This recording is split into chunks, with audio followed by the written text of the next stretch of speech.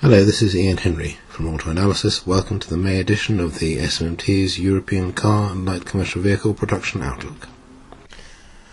The global economy is recovering at different rates around the world.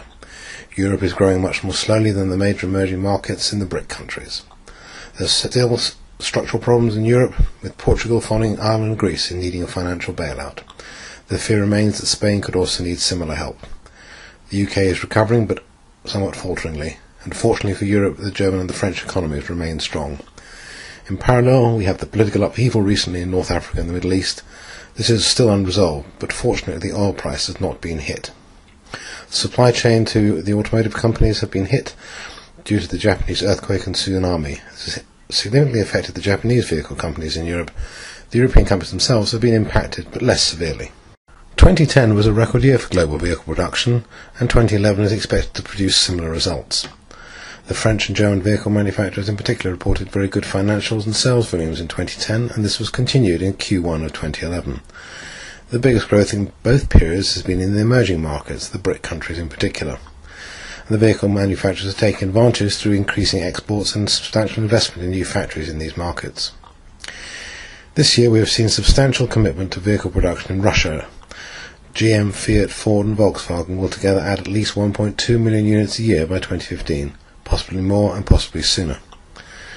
We have seen only limited plant closures in Europe, and only 2 factories at Fiat and Opel are closing. We wonder whether the overcapacity issue will return to haunt the industry. This year we are seeing the Chinese vehicle companies arriving in Europe, adding to capacity, first in Turkey through Chery. 2010 saw production of approximately 18.2 million cars and LCVs in Europe. We now expect 2011 to reach 19.9, which is better than we thought earlier in the year. This is on the back of very strong Q1 volume growth of the German VMs in general, especially the premium brands, and the French VMs in LCVs and mid-size MPVs. German production itself will top 6 million this year. The UK is now heading towards 1.9 million a year by 2015. We think the 2012 totals will finally be above the 2007, i.e. the pre-recession peak. Growth is underpinned by strong exports away from Europe, strong global demand for premium brands, and strong new model programs. Let us turn now to the vehicle manufacturers themselves. BMW. 2010 was BMW's second best year in volume terms, and the year in which it achieved record revenue, up 19% to 61 billion euros. Q1 in 2011 also has seen record revenue, up more than 20%, and record worldwide sales of over 380,000 units. Asian volumes are up 50% compared to 90% in North America and less than 10% in Europe. The key models driving this growth are the 5 and 7 Series and Mini. BMW has already met its 2010 purchasing cost reduction targets a year ahead of schedule. It's established a joint venture with PSA in electric vehicles, and it's confirmed its own I sub-brand for electric vehicles and hybrids, designating Leipzig as its centre for EV. Daimler. Like BMW, it reported strong financial growth in 2010, moving from loss into significant profit, with a 25% rise in revenue year on year. This continued in Q1 2011, with revenue up 16.5% and net profit doubling. It's got a new model program beginning in earnest this year, and we will gradually see a switch to more small cars. Hybrid options will be offered as standard on all large cars within 2 years, and it's announced a production partnership in Russia with Gaz to make vans. Fiat increased its shareholding in Chrysler. It's now at 30%, and it's expecting to take full control of the company later this year. Fiat and Chrysler are engaged in an ambitious shared model platform manufacturing program, which will see, amongst other things, Jeeps made in Italy and Fiats made in Mexico. Union agreement has finally been reached at all the Fiat plants in Italy to complete reorganisation of its production systems in Italy, and Fiat will establish a 300,000 a year facility in Russia, which will make a range of Fiat and Jeep models. Fiat has also acquired a 50% stake in VM Motori from Penske. Ford. Its European operations were profitable in 2010, following a loss in 2009, and Q1 of 2011 saw profits up 3 times year on year. The European figures reflect the strength of the Focus and the Fiesta in particular. The new Focus is now in full production in Europe at the Saint Louis factory in Germany. This is a global model which will be made in more than 6 plants. It is the highest degree of commonality ever achieved between Europe and North America at Ford. There's a new joint venture in Russia with Solar's beginning this year, and this will ultimately add 300,000 units a year capacity for Ford in Russia, in addition to the 125,000 a year capacity it already has in St. Petersburg.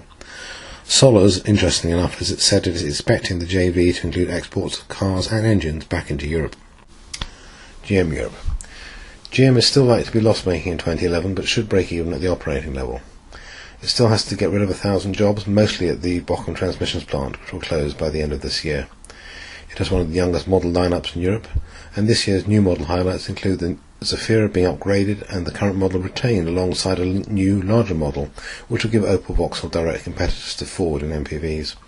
Opel, moreover, has freed up capacity in Spain to add more Corsa and Meriva production by subcontracting the production of the combo replacement to Tofaş, Fiat's partner in Turkey. The future of the Luton van plant has been confirmed, and it will make the new Vivaro from 2013, and Opel Vauxhall are accelerating exports outside Europe. Honda, Hyundai, Kia and Mitsubishi. Honda, well, it has lost around 22,000 units of production in the UK due to supply chain disruption post the Japanese earthquake, but it expects to make up lost production by the end of the year. Hyundai Kia, its Russian factory is now in full production mode, operating on 3 shifts, and it's already exporting to the former CIS markets. It is swapping production between its Czech and Slovakian plants to balance out factory utilisation. Mitsubishi, here we have concerns about the long-term future of the Born factory. The Colt replacement model will be made in Thailand, and we don't believe that the Outlander volumes for the EU 27 markets which will be made in Born will be sufficient to justify the factory. PSA had a very strong financial performance in 2010, moved from loss into €1.5 billion profit, with revenue up 16% to 56 billion. This was on the back of global sales, which were a record at 3.6 million units. Q1 of 2011 showed a continuation of the strong financial performance, with revenue up 10% year on year, but sales volumes are only up 1%, suggesting much higher unit prices. 2011 will see increased focus on hybrids, EVs, crossovers, MPVs and the Citroën DS brand. Citroën itself will add more DS models, including the production of the DS range in China. In France, there have been extra shifts added at Poissy and Valenciennes to meet extra demand, and it has established a joint venture with BMW in electric vehicles and hybrids, and this will be a key part of its growth strategy for the remainder of the decade. Renault, Nissan, Dacia. Renault saw a revenue rise of 10% in 2010 and moved into profit compared to the loss it achieved in 2009. Q1 of 2011 saw continued good financials with a 15% year-on-year rise in revenue and a similar rise in volumes. The main growth was in Brazil and Russia, and together with Nissan, Renault is expected to take control of Russian company Avtovaz by the end of the year. The group is leading the market into EVs, with the Fluence and Leaf already launched, the Kangoo EV, Twizy and Zoe to follow soon.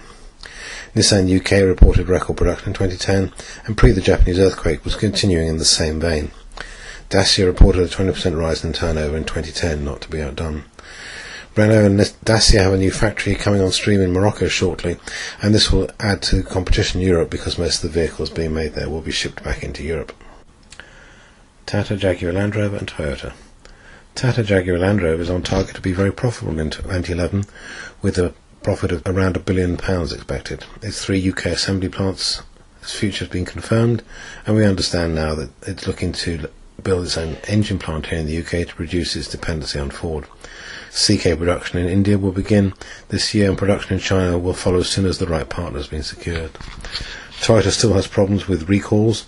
It's been the hardest hit of all the Japanese VMs by the earthquake. Its European plants have stopped overtime weekend working and are on reduced production rates during the rest of the week. It's expected to be back to normal, however, by the end of the year. Yaris production will be concentrated on the new model in the UK, and the Yaris hybrid will be added to the French factory from 2012. Volkswagen Group. Volkswagen reported record turnover and global sales in 2010, with a 7-fold increase in profits up to €7 billion. Q1 of 2011 saw sales volume up 14% year on year and revenue up 7.3%. Operating profit was up 3.4 times. The most growth in 2010 and Q1 of 2011 was in Asia. Volkswagen, Audi and Skoda all contribute to profits, but Seat and Bentley are still loss-making. It's investing heavily in its European plants, with 52 billion worth of investment in Europe and more than 10 billion in China by 2015. It's adding shifts at Audi, increasing capacity at Skoda, and adding a new JV plant in Russia to meet demand. Its cross-shareholding alliance with Suzuki has yet to show any fruit. The full merger with Porsche has been delayed until 2012, but in the meantime Porsche has raised €5 billion through a share issue to reduce its debts. Volvo, Saab, Chery. Volvo, which is now owned by Geely, will open 2 new plants in China within 2 to 3 years. It will have a new platform strategy announced at the Frankfurt Motor Show, which will underpin its new model range. Most major product developments are in abeyance until then. It has, however, taken full control of the Uddevalla joint venture from the defunct Pininfarina Group. Saab. Here there have been severe financial problems in April, which led to production shutdown because suppliers were not being paid and therefore they weren't delivering parts. Hawtai of China has come to the rescue, invested here and saved the company. And one interesting aspect of this is that Saabs will now be made in China when production of the new 9.3 begins. Chery, this will be the first Chinese manufacturer to have a proper car plant in Europe. Its Turkish factory may be in low volume production by the end of 2011 and is aiming to have 200,000 units capacity a year by 2015. So in conclusion, the strong production growth of 2010 is expected to continue at a slightly slower rate in 2011, but we do think that 2011 will actually turn out to be better than we previously thought, reflecting excellent Q1 results, continued strong demand for German and other premium brands, and better than expected performance by the French VMs in MPVs and LCVs. Our outlook, of course, still assumes no double-dip recession. The Japanese VMs assume production will be back to normal in Europe by the end of the year, with any lost production having been caught up, with overtime if necessary. The overcapacity issue has been pushed to one side in Europe, and we wonder, though, will the arrival of the Chinese and the growth of production in Russia lead to this issue being revived? The full report is now available for download from the SMMT website. Details are now on the screen. Thank you for listening.